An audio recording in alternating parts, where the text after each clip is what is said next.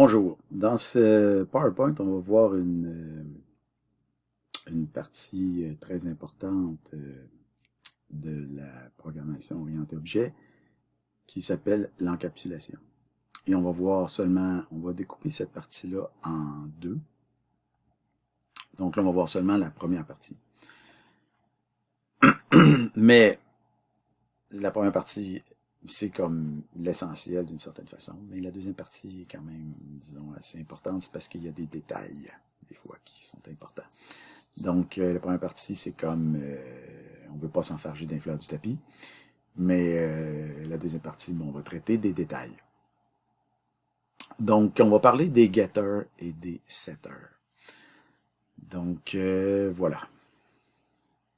Préalable, évidemment, constructeur. Donc, on parle des classes ici. Donc, on se rappelle qu'on a vu les constructeurs validants. Donc, on a vu que dans une classe, rectangle, on pouvait avoir une hauteur, une largeur, avec un constructeur ici qui prend une hauteur, une largeur, et on valide la hauteur, la largeur, on initialise les champs. Donc, et ça nous permet d'empêcher disons, la construction de rectangles qui n'ont pas d'allure, par exemple, avec une hauteur de -1 et une largeur de -1. Le problème de tout ça, c'est que ça ne nous empêche pas, par contre, de faire une mutation ultérieure de la hauteur. Donc, une fois que, même si on a ici un rectangle, ici, qu'on empêche la construction d'un rectangle avec une hauteur et une largeur qui n'a pas d'allure, on peut quand même, par la suite, modifier la hauteur du rectangle de manière qu'il n'y a pas de bon sens. Dire que la hauteur s'est rendue -2, même après initialisation. Okay. Ici, on peut faire ça. Okay. Donc ça, problématique. Alors, quelles sont les solutions à ça? Donc, fondamentalement, il y a deux solutions à ce problème-là. La première solution, c'est de rendre notre objet immutable read-only. Donc, on peut faire en sorte que chaque champ soit read-only. Et on a déjà vu comment faire ça dans des PowerPoint précédents. La seconde option consiste à utiliser des champs privés et à ajouter ce qu'on appelle des accessoires, c'est-à-dire des méthodes pour accéder aux champs. Cette approche-là porte le nom d'encapsulation. Et c'est celle qu'on va voir dans ce PowerPoint-là. Cette approche-là a l'avantage de permettre la mutabilité des objets si c'est ce qu'on désire. Alors que l'approche ici ne permet pas la mutabilité des objets. Il faut que l'objet soit immutable. Par contre, l'approche avec encapsulation a l'inconvénient d'être plus verbeuse. C'est-à-dire qu'elle va ajouter plus de code dans la classe et la classe devient donc plus lourde. Petit rappel, concernant l'approche immutabilité avec read-only, qu'est-ce qu'on fait? Les champs, on les rend read-only. On a toujours notre constructeur validant. Donc, on crée notre rectangle ici avec une hauteur et une largeur qui a de l'allure. Ici, on essaie de modifier notre hauteur pour une hauteur qui n'a pas de bon sens. Ben, pouf, évidemment, ça ne marche pas parce que vu que nos champs sont read-only, on ne peut pas les modifier suite à la construction. Okay. Donc, ça, c'est une approche. Maintenant, on va y aller pour l'autre approche, l'approche encapsulation. Mais comme cette approche-là est, disons, pas complexe, mais disons qu'elle nécessite certaines étapes, on va y aller par étapes, juste pour être sûr de faire toutes les étapes. OK? Donc, la première chose à faire, c'est qu'il faut que nos champs deviennent privés. Donc, nos champs ici, qui d'abord étaient publics, public double hauteur, public double largeur, vont devenir privés. Private double hauteur, private double largeur. Donc, une convention assez répandue en C#, c'est que les champs privés vont d'abord devenir en minuscule au lieu d'être en majuscule. Et ensuite de ça, vont être précédés d'un underscore, donc une ligne de caractère de soulignement, comme on le voit ici. Ensuite de ça, notre constructeur, le constructeur il reste pareil, essentiellement. Donc, on valide les champs, ici. et on initialise, on valide les champs, on valide les arguments, et on initialise ici. Là, vous voyez que j'ai mis les paramètres en minuscules, mais en réalité, j'aurais pu les laisser en majuscules. Bon. Là, je les ai mis en minuscules. OK. Parce que les champs ici sont plus en majuscules, donc vu qu'ils n'étaient pas en majuscules, j'ai décidé de les mettre ici en minuscules. Donc, en tout cas, c'est ça. Ici, il y a un petit flottement ici, là, un petit flottement. Maintenant, vu que nos champs sont rendus privés, il faut rajouter ce qu'on appelle des getters, donc des méthodes qui vont permettre d'aller récupérer la valeur de nos champs. Okay? Donc, ces getters-là, ben c'est ça, ils permettent d'aller récupérer la valeur de nos champs, et ces getters-là doivent être publics pour aller récupérer les valeurs. Donc, les getters, c'est des méthodes extrêmement simples, donc ils n'ont pas besoin d'être compliqués. Donc, vous voyez, ici, j'en ai fait des one-liners. Évidemment, j'aurais pu faire en sorte que ce ne soit pas des one-liners. Si vous êtes en Java, vous ne pouvez pas écrire ça comme ça. Vous êtes obligé de faire return hauteur, return largeur. Okay? Mais là, on est en C#, on peut faire des one-liners. Donc, get hauteur, return, okay, hauteur, get largeur, largeur. Okay? Donc, ça, c'est des getters. Donc, les getters, en passant, ne doivent pas être statiques. Donc, tout ce qu'on écrit là, ici, là, il n'y a rien de statique là-dedans. Okay? C'est des méthodes d'instance. Okay? Il n'y a rien de statique là-dedans. Donc, à un moment donné, j'ai parlé de fonctions qui doivent être statiques au début du cours, patati, patata. Là, on n'est plus dans ce domaine-là. Là, ici, là, on est dans un objet, une classe, puis là, on rajoute des getters. Là, c'est plus des méthodes statiques. Là. Okay? Ensuite de ça, si on veut que notre objet soit mutable, donc si on veut pouvoir modifier la hauteur et modifier la largeur, on va rajouter ce qu'on appelle des setters, donc des méthodes qui vont permettre de modifier nos champs. Donc ici, on va rajouter un setter pour la hauteur et un setter pour la largeur. Et ces setters-là, qu'est-ce qu'ils vont faire? C'est qu'ils vont valider les champs en question avant d'apporter la modification. Par exemple, si on veut modifier la hauteur, désolé, si on veut modifier la hauteur ici, on va vérifier que la hauteur est bonne, est valide, donc plus grand que 0. Et après ça, on va modifier notre hauteur. Si on veut valider la largeur, donc les mêmes validations qu'on fait dans le constructeur en réalité. Okay? Donc cette hauteur, cette largeur. Donc, est-ce que c'est souhaitable d'avoir un setter pour chaque champ qu'on a dans notre classe? Pas nécessairement. Okay? Là, on le fait ici pour montrer comment que ça fonctionne à la base. Okay? Donc, à la base, on peut faire ça. Là, on le fait ici, parce qu'on veut que notre hauteur et notre largeur soient modifiables. Mais c'est pas nécessairement voulu ou souhaitable nécessairement pour tous les champs, dans n'importe quelle classe, dans toutes circonstances. Okay? Maintenant, dans Linkpad, vous avez, parce que si vous êtes dans Linkpad, okay, vous avez, mettons, ici, on a notre classe rectangle qu'on vient d'encapsuler. Okay? Donc là, ici, là, on a appliqué toutes nos étapes, on a mis nos champs, on les a encapsulés, donc on les a mis privés, on a rajouté nos getters, on a rajouté nos setters. Okay? Là, ici, on a notre classe, ici, encapsulée. Là, on crée notre nouveau rectangle, et on fait notre dump. Vous voyez ici, le rectangle est encapsulé. Là, on n'a rien qui s'affiche. Okay? Aucun champ, on n'a absolument rien qui s'affiche. Fait que, pas très commode pour l'affichage dans Linkpad. Ce qu'on peut faire, par contre, c'est qu'on peut le décapsuler, ou le désencapsuler, si vous voulez. Plutôt que décapsuler, là, comme une bouteille, non, pas décapsuler. On peut le désencapsuler. Donc, on peut utiliser une méthode qui s'appelle uncapsulate. Okay? Donc, ici, qui est disponible, dans Linkpad. Donc, cette méthode-là n'est pas disponible dans Visual Studio, donc elle est juste disponible dans Linkpad. Donc, rect, notre rectangle qui est ici, .uncapsulate, okay, .dump. Donc ici, on a notre rectangle désencapsulé, et on voit ici la hauteur, le champ privé hauteur et le champ privé largeur s'afficher. Parce que par défaut, les champs privés ne s'affichent pas dans Linkpad. Ici, on voit les champs privés, hauteur et largeur s'afficher. Hauteur, largeur. Okay? Donc, uncapsulate. va permettre d'afficher les champs privés. Maintenant, comment on peut utiliser les accesseurs? Ben, on le voit ici. Donc, on crée un rectangle toujours. On peut faire un set hauteur. Donc, ici, on fait un set hauteur 7.5. Et après ça, on peut récupérer la hauteur. Rectangle.getHauteur.down. Donc, on voit ici 7.5.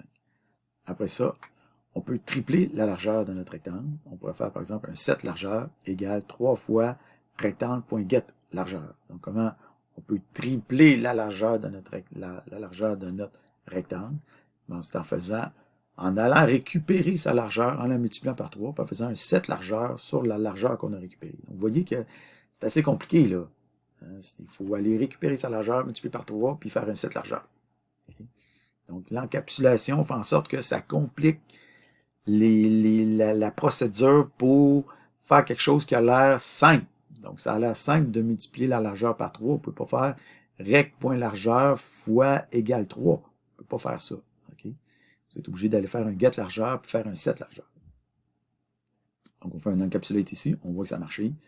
Donc, on a multiplié la largeur par 3 ici, qui était avant 5, rendu à 15.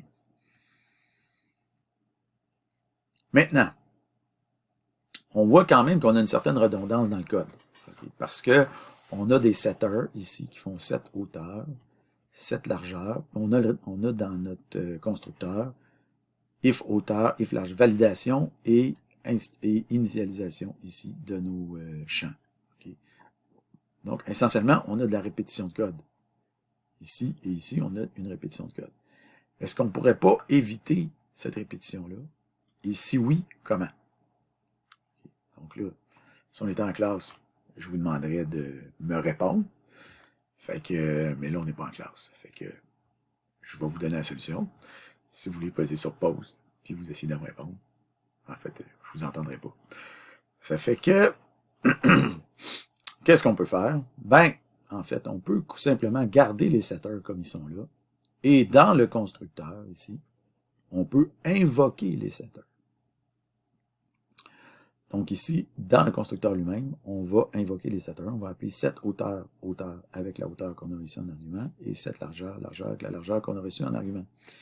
Ce qui fait que on va donc se ramasser avec ici la validation et l'initialisation du champ qui va se faire via les setters plutôt que se faire directement dans le constructeur.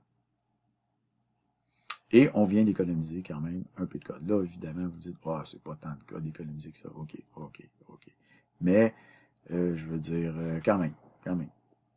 Des fois, c'est plus compliqué que ça, les validations qu'il y a à faire.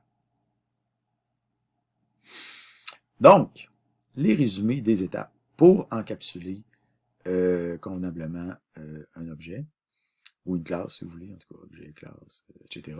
Donc, d'abord, rendre les champs privés. Ensuite, le constructeur, ben, il fait son travail habituel, c'est-à-dire valider et initialiser les champs. Après ça, ajouter un getter pour chaque champ.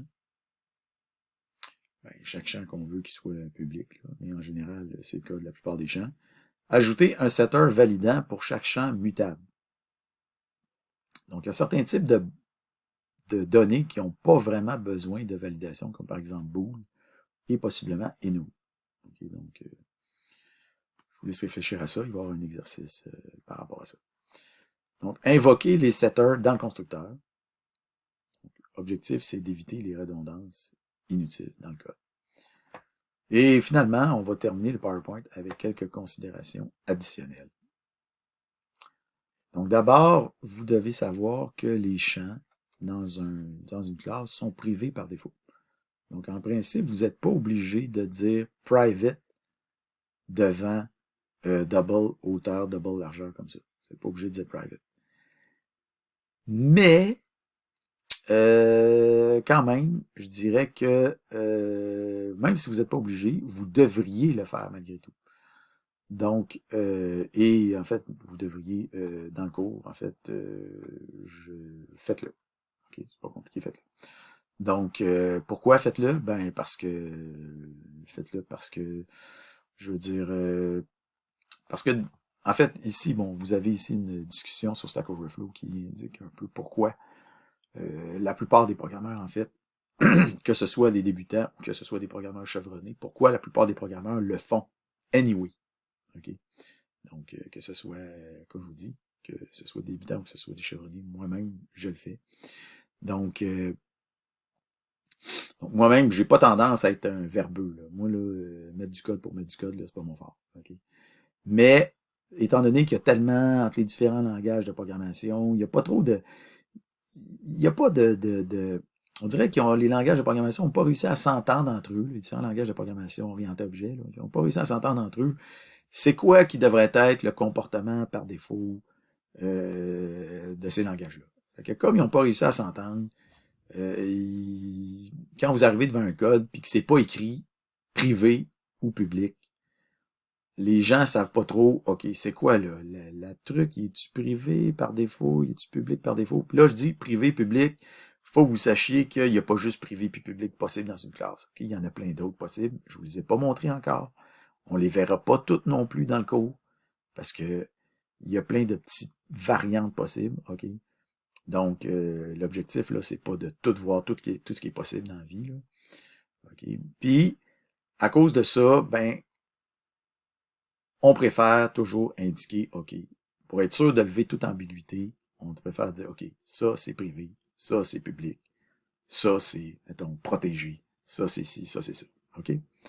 Donc voilà, c'est la raison pour laquelle, ben, indiquez-le private. OK? Indiquez-le. Donc, à éviter, ne pas mettre private. Donc, vous devez indiquer explicitement l'accessibilité. Donc, l'accessibilité, c'est privé ou private ou public. Donc, autre chose, c'est que si vous dites, par exemple, qu'un rectangle, vous avez des champs qui sont privés, ben c'est sûr que si vous faites un new rectangle, puis qu'après ça, vous essayez d'initialiser dans la séquence initiale, dans l'initialiseur, vous essayez de modifier la hauteur pour 12, ben évidemment, ça ne marchera pas. OK? Pourquoi? Parce que la hauteur est privée. Fait que vous ne pouvez pas modifier un champ ici privé dans l'initialiseur ici. Donc, ici, c'est marqué rectangle.hauteur is inaccessible due to its protection level. Okay. Donc, la hauteur est inaccessible due à son niveau de protection. Pourquoi? Parce qu'il est privé. Fait il est inaccessible. Point final. Maintenant, supposons que pour une raison étrange, vous avez un rectangle, puis que seulement la hauteur du rectangle est modifiable. C'est un rectangle étrange. Donc, sa largeur est fixe, puis il y a seulement sa hauteur qu'on peut faire varier. Mettons. OK? Qu'est-ce que vous pourriez faire? Ben, vous pourriez tout simplement avoir un setter pour la hauteur, puis pas avoir de setter pour la largeur. Et c'est ce qu'on fait ici. On a un getter pour la hauteur, la largeur, mais on n'a pas de setter pour la largeur. On a juste un setter pour la hauteur. Ici, on vérifie la largeur, on initialise la largeur, et on invoque le setter pour la hauteur. Pas plus compliqué que ça. Est-ce qu'on n'aurait pas pu avoir une autre possibilité de solution? Oui. Ici, on a une autre solution. On conserve notre setter pour la largeur. Mais notre setter pour la largeur, qu'est-ce qu'on fait? On le rend privé. Fait que comme il est privé, qu'est-ce qui se passe? Ici, on invoque toujours nos deux setters. Cette hauteur, cette largeur. Puis comme notre setter et la largeur est privée, ça fait en sorte que personne à l'extérieur de notre rectangle va jamais pouvoir invoquer notre set largeur. Donc, notre largeur ne pourra jamais être modifiée. Okay. Donc, ça fait en sorte que notre largeur devient non modifiable. Okay. Parce que personne ne va pouvoir la modifier de l'extérieur. Le seul moment où la largeur est modifiée, c'est dans le constructeur qui est ici.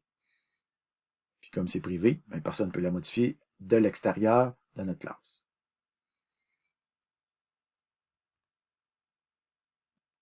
Une autre façon de solutionner le même problème, mais qui n'est pas une bonne façon de faire, ça aurait été d'avoir ici notre hauteur comme un champ privé encapsulé et d'avoir notre largeur comme un champ public read-only. Okay. Qu'est-ce qui nous empêche de faire ça? Théoriquement. Okay. Donc, on aurait notre largeur comme un champ public read-only et notre hauteur comme un champ encapsulé. Sauf que là, on fait comme mélanger deux façons de faire qui sont comme normalement, on mélange pas vraiment en programmation orientée objet. Donc, c'est pas vraiment, par souci de cohérence, c'est pas vraiment conseillé de mélanger ces deux façons de faire là. Okay? On fait comme créer un objet avec deux technologies différentes. C'est comme faire un char. Là, je parle peut-être en termes, ça va parler aux gens qui connaissent la mécanique. C'est comme prendre un char, puis mettre des boats avec un système métrique, puis un système américain en pouces. Ben, en tout cas, vous comprenez le principe, là. Donc, un système métrique, puis système, je ne me rappelle pas comment il s'appelle, là, mais l'autre, là, en pouces, dans le même char. OK? Ça marche pas. Okay? Fait que, c'est ça. Ça, pas une bonne idée.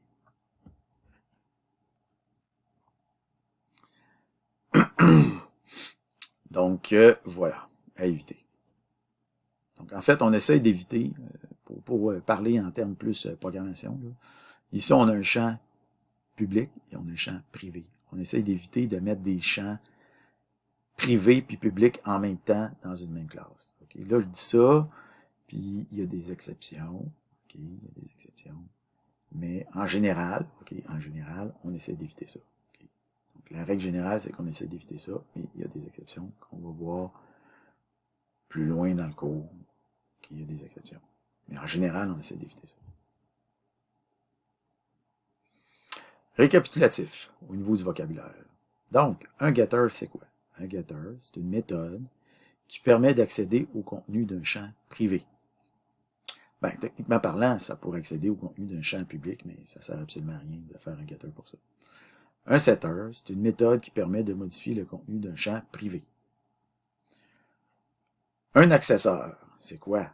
Un accesseur, c'est un getter ou un setter. Donc, c'est comme un terme générique pour désigner à la fois un getter et un setter. Donc, un accesseur, ça permet d'accéder à un champ. Ça peut être soit un getter, soit un setter. Une méthode, c'est quoi? Au sens original du terme, c'est une fonction non statique qui est définie dans une classe. Donc, un getter, un setter, c'est des méthodes. Okay. Parce que c'est une fonction non statique qui est définie dans une classe. Et un accesseur, c'est aussi une méthode. Maintenant, un membre, c'est quoi? C'est n'importe quoi qui est défini dans une classe. Donc, une méthode, c'est un membre de la classe. Un champ, c'est un membre de la classe. Un constructeur, c'est un membre de la classe. C'est quelque chose qui est défini dans une classe. OK? Donc, un membre, par exemple, peut être privé ou public. Okay? Donc, un champ peut être privé ou public. Un constructeur, ben là, je ne l'ai pas encore dit, mais il peut être privé ou public. En tout cas, ça. Oubliez ça pour l'instant. Et une méthode peut être privée ou publique. Okay?